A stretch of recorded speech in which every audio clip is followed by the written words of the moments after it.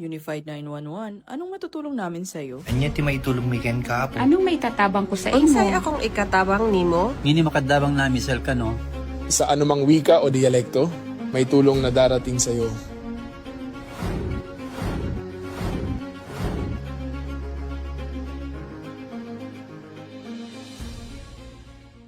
Lilingkod sa bawat Pilipino at magbibigay ng tamang impormasyon para sa tahimik at maayos na Pilipinas. Police News Network, alagad ng batas, tagapagtaguyod ng balitang pulis, sandigan ng mamamayan, patnubay ng katotohanan. La Campo Crame, maghahatid ng pinakahuling kaganapan at nagbabagang balita. Ito ang PNN Police News Network.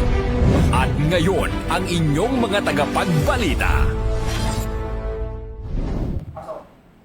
Magandang araw, Bagong Pilipinas. Ako ang inyong alagad ng batas, tagapagtaguyod ng Balitang Pulis, Police Major Adonis Paul Escamillan, Assistant Chief, CRMC. At ako naman po si Police Captain Cherry Vicente, OIC TBRPS ICDD. Maghahatid sa inyo ng tamang balita, kwento ng pulis at serbisyo para sa mamamayan, at ito ang PNP News Online. Ang pangunahing balita ng Police News Network, alagad ng batas, tagataguyod ng Balitang Pulis.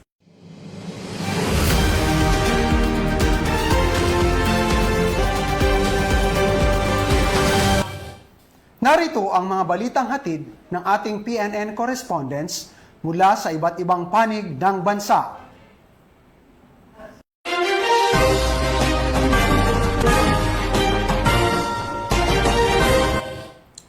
Formal nang binuksan sa Pilipinas ang ika-44th Asianapol Conference sa pangunguna ng Philippine National Police.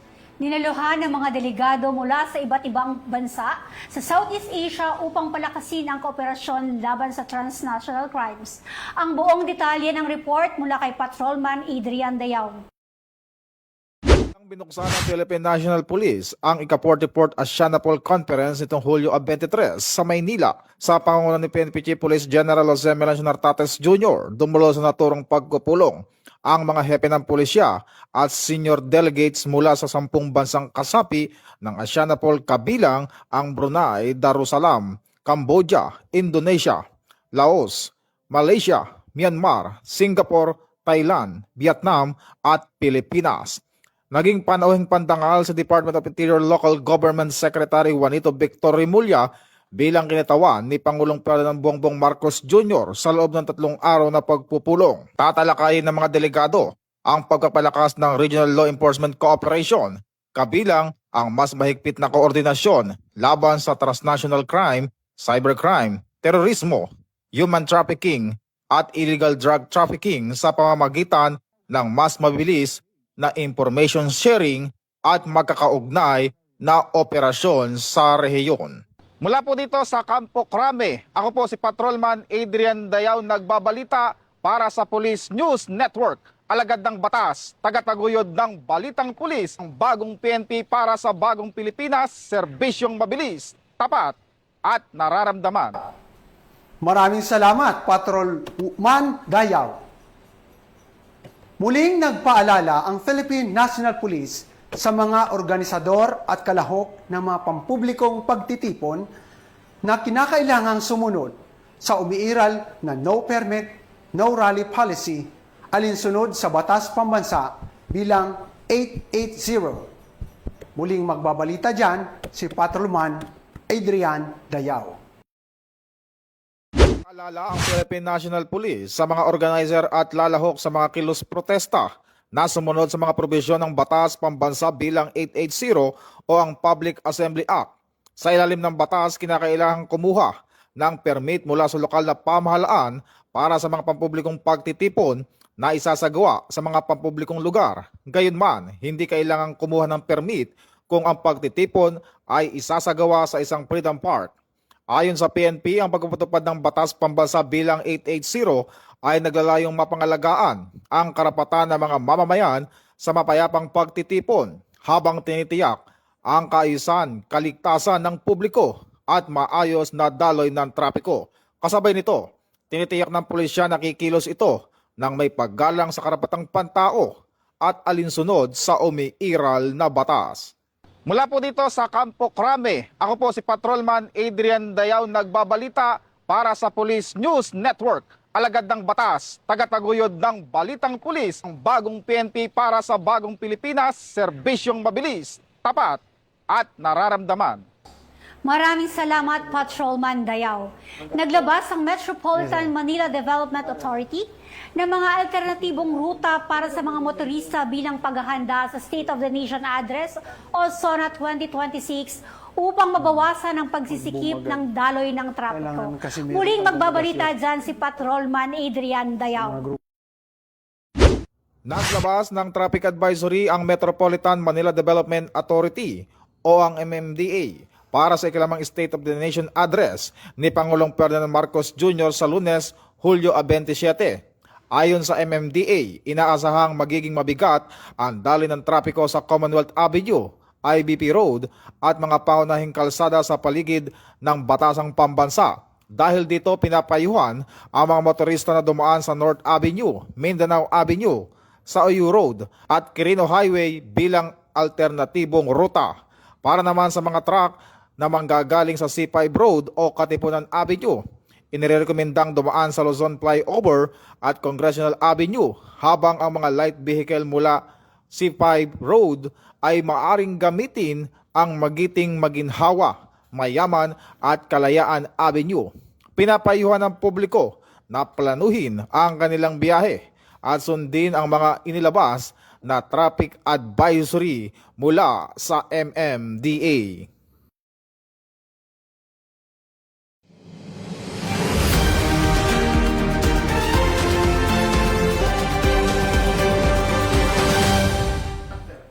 Arestado ang isang suspect matapos makarecover ang mga operatiba ng hinihinalang shabu na nagkakahalaga ng 377,000 at isang baril na sa ikinasang Joint Buy-Bust Operation sa Albay.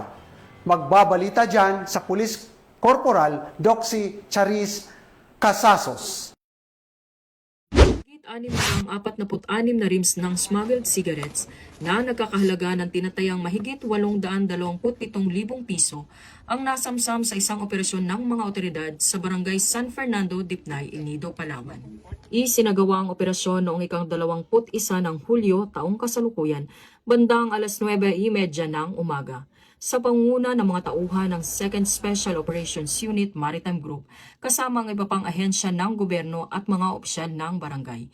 Isinilbi ng mga operatiba ang isang search warrant sa isang tindahan at bodega na pinaghihinala ang pinag-iimbakan ng mga smuggled na sigarilyo.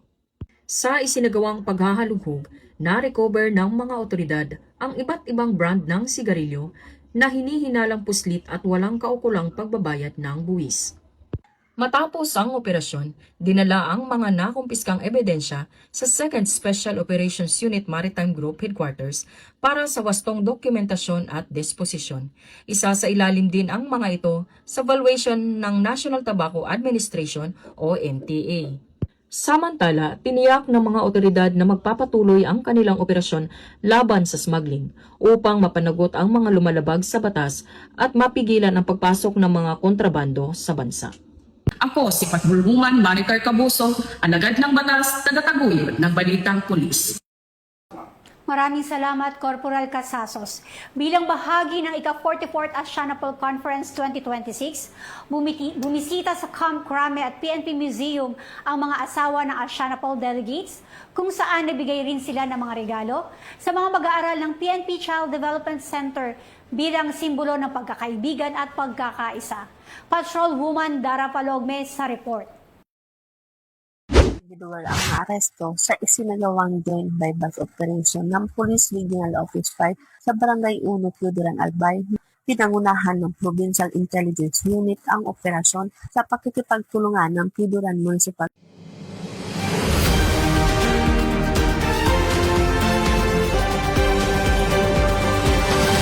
Magandang araw araw bagong Pilipinas, nakiisa ang mga asawa ng delegado ng 44th Asianapol Conference 2026 sa isang makabuluhang spouses tour program at gift-giving activities sa Philippine National Police Headquarters. Hindi lamang pagpapatibay ng ugnayan ng mga bansang kasapi ng Asianapol ang tampok sa pagpapatuloy ng 44th Asianapol Conference 2026. Mainit silang sinalubong sa PNP Headquarters lobby ng mga opisyal ng kapulisan.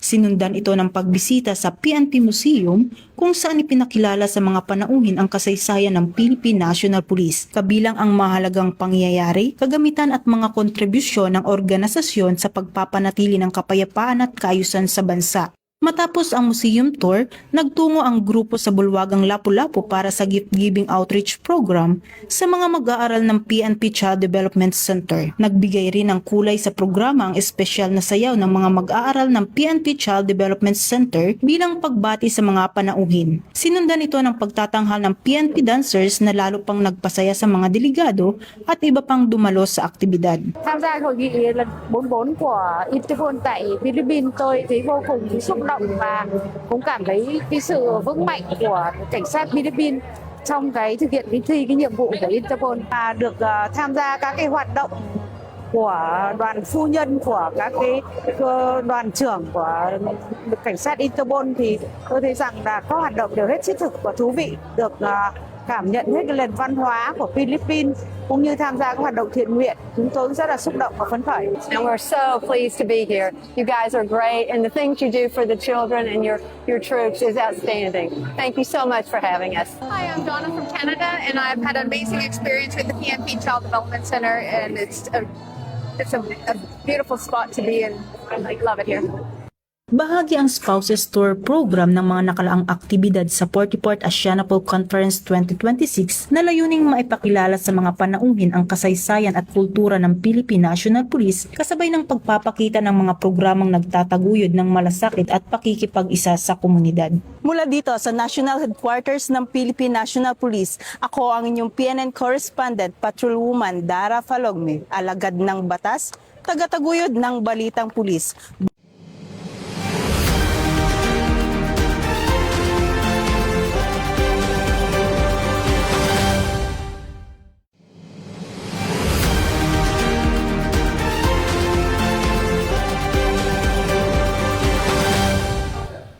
Maraming salamat, Patrolwoman Dara Falogme. Patuloy na pinigting ng Philippine National Police ang kampanya laban sa mga loose firearms. Bilang bahagi ng pagpapanatili ng kapayapaan at kaayusan, habang hinihikayat ang publiko na makiisa at makipagtulungan sa pagbibigay ng impormasyon sa mga otoridad, magbabalita dyan si Patrolwoman Rezalie Umalay. Pinalakas ng Philippine National Police ang kampanya laban sa loose firearms bilang bahagi ng pangunahing direktiba ni Chief PNP, Police General Jose Melencio Nartates Jr. sa ilalim ng Enhanced Managing Police Operations at Revitalized Campaign Against Loose Firearms. Ayon kay Police Colonel Regina Abanales ng Civil Security Group, mahigit 149,000 loose firearm na ang naitala ng PNP, kabilang dito ang mga baril na aresto, nakumpiska, isinuko, idiniposito, iniwan at na-forfeit. Ipinaliwanag ni Police Colonel Abanales na patuloy ang pagsasagawa ng PNP ng Uplan Bakal Sita, mahigpit na checkpoint operations at pagpapatupad ng mga search warrant upang mabawi ang mga iligal na baril na maaaring magamit sa paggawa ng krimen. Aniya, sa pamamagitan ng ating Oplan Bakal Sita, checkpoints at pagpapatupad ng search warrants, patuloy nating mababawi ang mga iligal na baril upang mapanatili ang ligtas at maayos ang ating mga komunidad.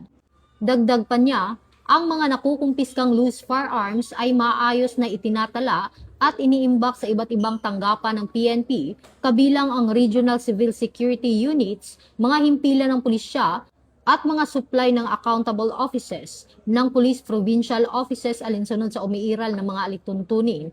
Ang pangunahing direktiba ngayon ng ating Chief PNP ay paigtingin ang kampanya laban sa loose firearms. Kung matatandaan nyo, isa sa kanyang focused agenda under the Enhanced Managing Police Operation, yung Revitalized Campaign Against Loose Firearms. Sa ngayon, sa latest data na nasa civil security group, meron tayong 149,000 mahigit na loose firearms. Ito naman ay categorized as either captured, confiscated, surrendered, deposited, abandoned, or forfeited siya. Hinihikayat din ng opisyal ang publiko na maging katuwang ng PNP sa paglaban sa iligal na pagmamay-ari ng baril sa pamamagitan ng agarang pag-uulat ng anumang impormasyon sa pinakamalapit na himpilan ng pulisya o sa Unified 911. Ayon sa PNP, mahalaga ang aktibong pakikilahok ng mamamayan sa pagtukoy at pag-uulat ng mga loose firearms upang higit pang mapalakas ang kampanya laban sa kriminalidad at mapanatili ang kapayapaan at kaayusan sa buong bansa. Alinsunod sa advokasya ng bagong PNP para sa bagong Pilipinas. Serbisyong mabilis, tapat at nararamdaman. Mula dito sa Campo Crame, ako po ang inyong PNN correspondent, Patroluman Resali Umalay, nagbabalita para sa Police News Network. Alagad ng batas, tagataguyod ng balitang pulis.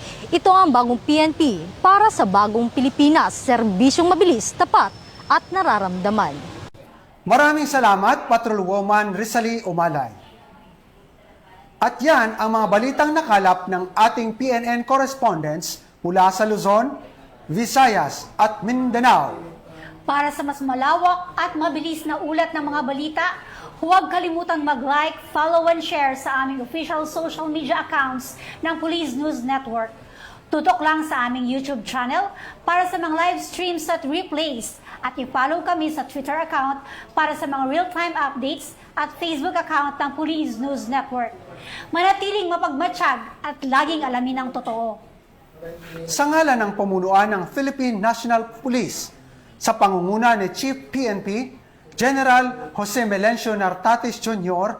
at sa pamumuno ni President Ferdinand Bongbong Marcos Jr., kami ay maglilingkod sa bawat Pilipino at magbibigay ng tama at balansing balita. Bago po tayo muling nagpapaalala po ang pambansang pulisya kaugnay sa nalalapit na parliamentary election sa Bangsamoro Autonomous Region in Muslim Mindanao.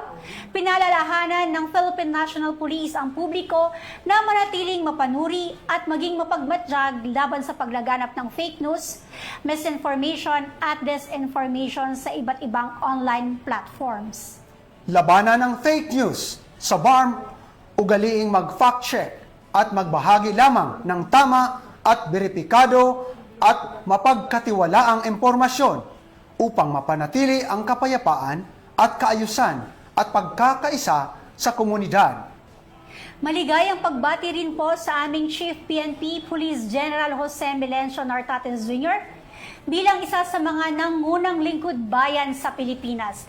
Saludo po kami sa inyong dedikasyon at tapat na paglilingkod sa sambayanang Pilipino. Mula rito sa tanggapan ng tagapag-ugnay ng pambansang pulisya, ako ang inyong alagad ng batas, tagapagtaguyod ng Balitang Pulis, Police Major Adonis Paul Escamillan. At ako naman po si Police Captain Cherry Vicente, maghahatid ng tamang balita, kwento ng pulis at serbisyo para sa mamamayan. At ito ang PNP News Online, ang pangunahing balita ng Police News Network. At ito ang bagong PNP para sa bagong Pilipinas. Serbisyong mabilis, tapat at nararamdaman.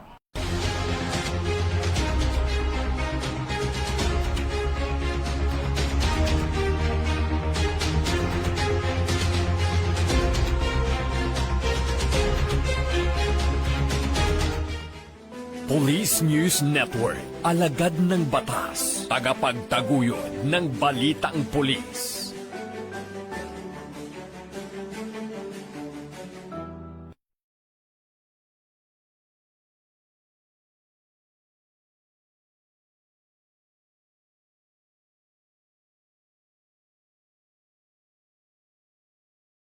Ang kaalaman ang unang hakbang tungo sa mas malusog na pangangatawan.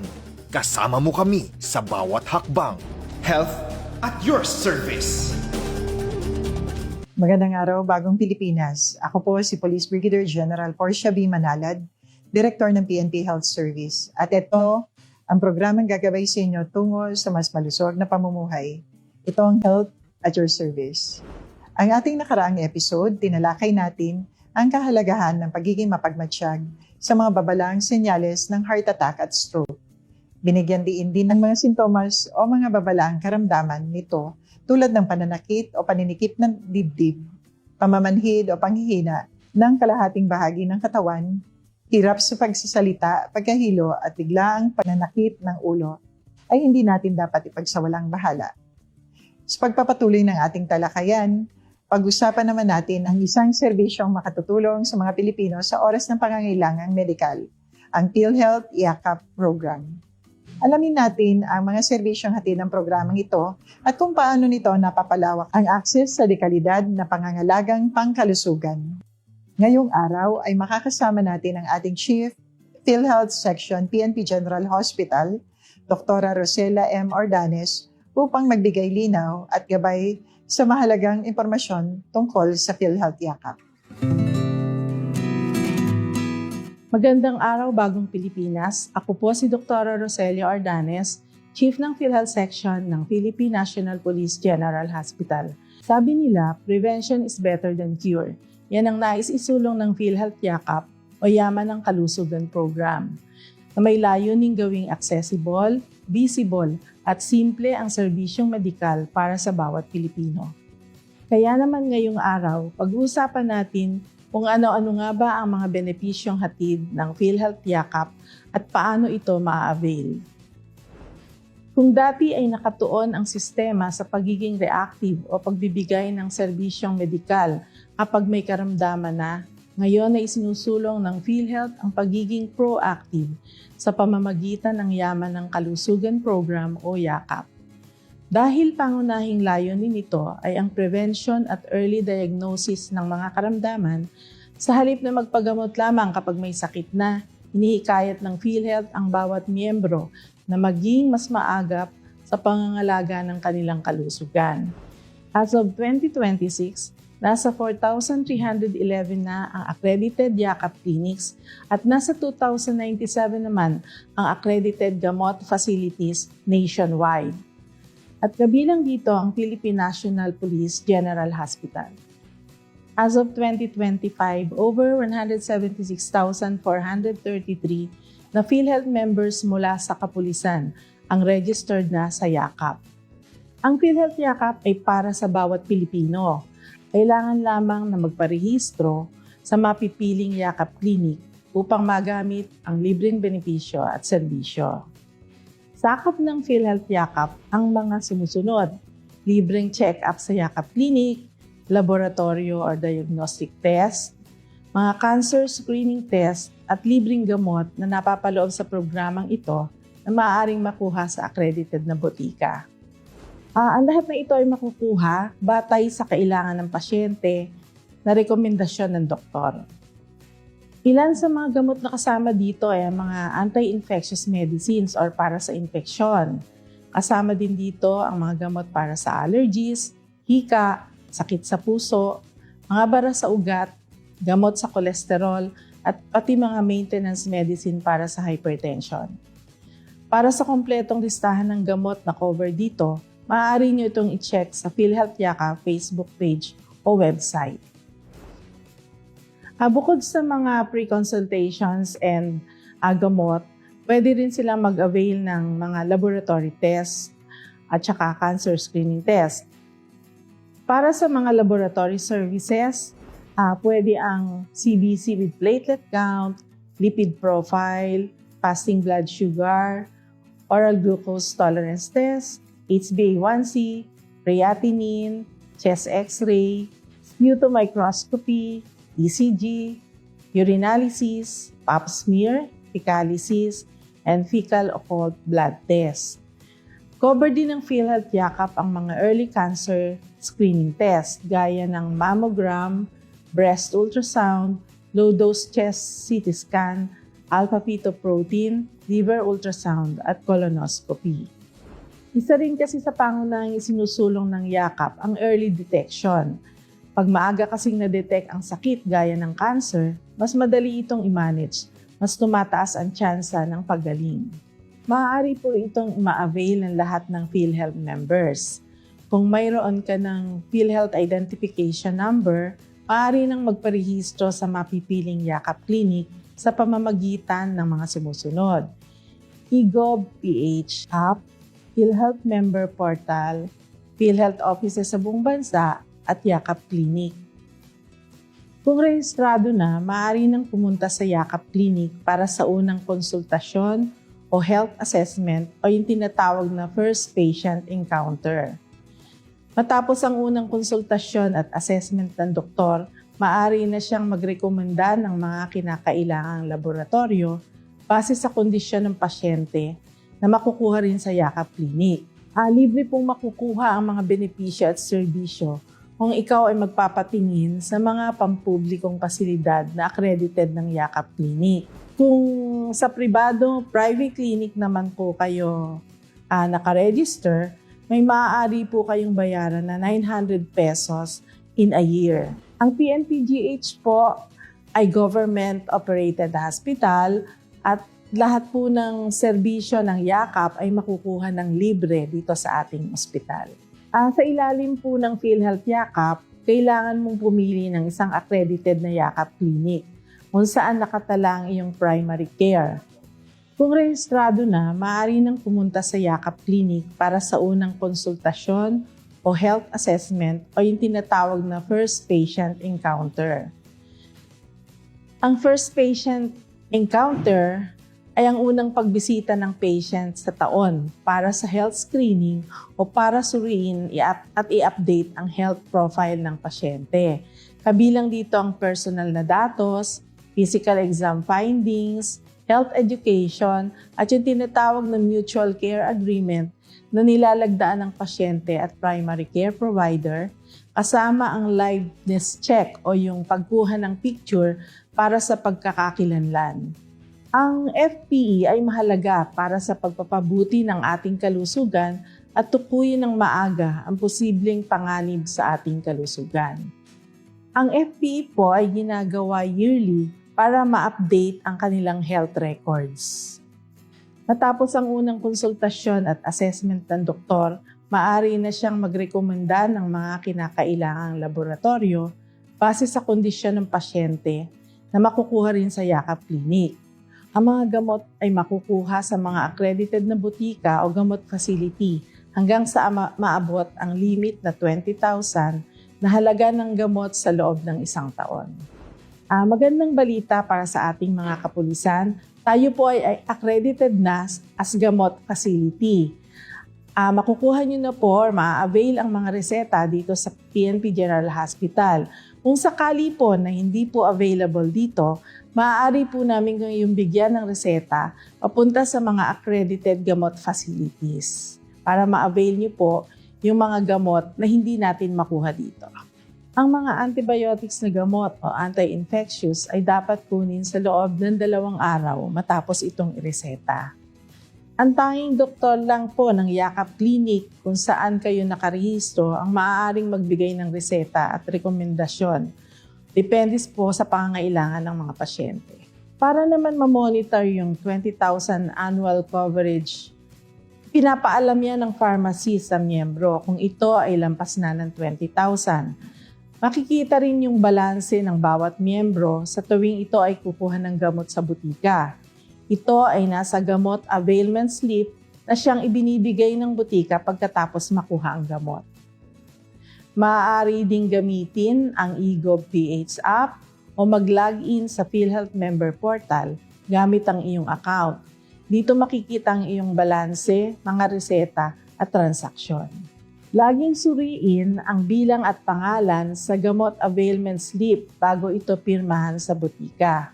Ang napili mong clinic ang magiging sentro ng iyong pangangalaga. Kung meron pong mga katanungan, maaari pong tumawag sa Viber number ng PNP General Hospital Yakap Clinic sa 0997-429-3957 o sa PhilHealth Office mismo sa kanilang hotline 866-225-88 na bukas 24/7. Pwede rin po mag-email sa actioncenter@philhealth.gov.ph or tumawag gamit ang click-to-call sa PhilHealth website. Pwede rin pong pumunta sa mga yakap booth na itinalaga ng PhilHealth sa iba't ibang lugar ng bansa o kaya ay dumalaw kahit saang tanggapan ng PhilHealth. Paalala po sa publiko, magrehistro at pumili ng accredited yakap clinic bago ma-avail ang serbisyo. Tandaan, ang kalusugan ay isang mahalagang yaman na dapat nating pangalagaan araw-araw. Sa pamamagitan ng PhilHealth Yakap o Yaman ng Kalusugan Program, mas napapalapit ang bawat Pilipino sa dekalidad, abot kaya at tuloy-tuloy na serbisyong pangkalusugan.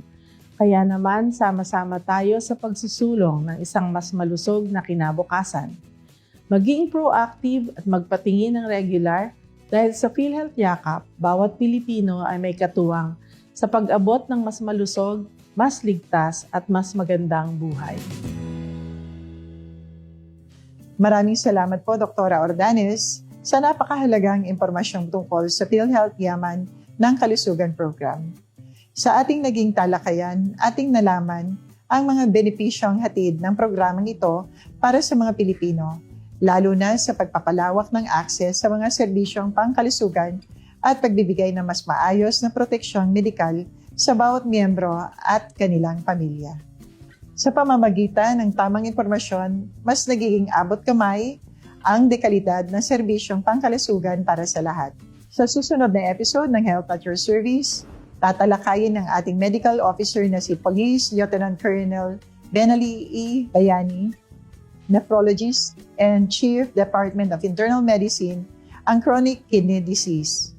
Kabilang ang mga sanhi nito, mga sintomas, mga paraan ng pag-iwas at kaukulang gamutan.